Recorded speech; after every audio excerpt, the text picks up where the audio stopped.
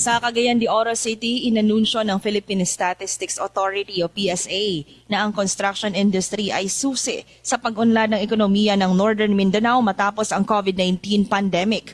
Ayon sa PSA, mahigit 12,000 building permits ang naipalabas ng rehiyon noong 2024 at ito ay 17% na mas mataas kumpara noong 2023. Ito ay palatandaan na nakabawi ang construction industry nitong 2024 mula sa pagkalugmok noong 2020 dulot ng pandemya ayon sa PSA.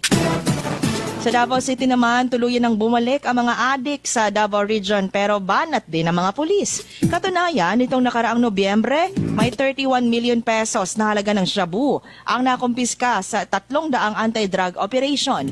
Sinabi ni Davao Region Police Director Brigadier General Leon Victor Rosete na ito ay nagresulta rin sa pagkahuli ng 77 high-value targets at 292 street-level suspects.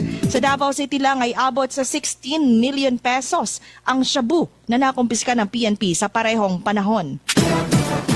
Sa Zamboanga City, umabot naman sa 158 million pesos na halaga ng smuggled cigarettes ang nakumpiska sa iba't ibang law enforcement operation sa Zamboanga Peninsula. Ito ay nagresulta rin sa pagkahuli ng 25 katao sa 11 coordinated anti-drug operation sa Zamboanga del Sur, Zamboanga Sibugay, Zamboanga del Norte at mga lungsod ng Zamboanga, Isabela sa Basilan, Pagadian, Dipolog at Dapitan City.